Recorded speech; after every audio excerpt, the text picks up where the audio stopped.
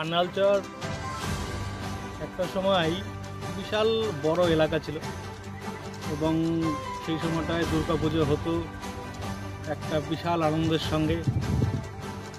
মোটামুটি 10 থেকে 15টা পুজো হতো এবং সব ঠাকুরগুলো দশমীর দিন এক জায়গায় হতো। 15 থেকে 20,000 লোক এক জায়গায় মেলা হতো, মেলায় সব আনন্দ উৎসব হতো। কিন্তু এই ভাগীরথীর ভাঙনে, দীর্ঘদিন ভাঙনের ফলে গ্রামগুলোও সব ভেঙে গেছে।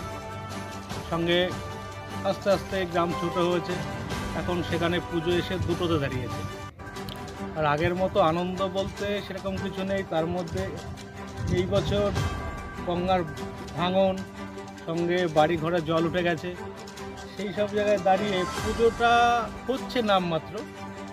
এমনিতেই তো আমরা কোনো সরকারি সাহায্য পাই না, কারণ আমাদের রেজিস্ট্রেশন ক্লাব না, ওতে আমরা কোনো সরকারি সাহায্য পাই না। কিন্তু যে পুজোটা হচ্ছে পাড়ার থেকে চাঁদা নিয়ে কোনো রকম তিরপল খাটিয়ে নিজেরাই বাঁশ দিয়ে প্যান্ডেল করে আমরা করছি।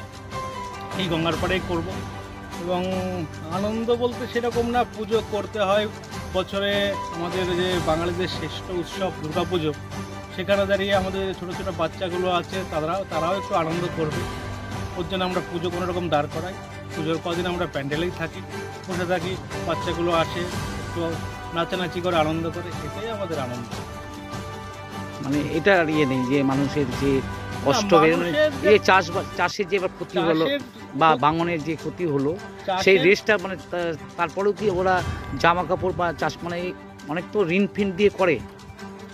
আমাদের এখানে যে চাষের বছরে ক্ষতি হয়েছে, ক্ষতি হওয়ার ফলে জামা কাপড় যে বলছি যে হয়তো কিছু সংখ্যক লোক যাদের একটু অবস্থা বলো, তারা হয়তো বাজারে যাচ্ছে, বাজার করে জামা কাপড় কিনে পরবে। কিন্তু বেশিরভাগই যারা হয়তো জামা কাপড় এবছর কিনতে পারবে না, তো তারা যাই হোক ওইভাবেই চলবে, আর কি করা যাবে। আপনার নাম? আর আমার নাম প্রশান্ত। এই এলাকা? আমি এলাকায় থাকি, আমার এখানেই বাড়ি।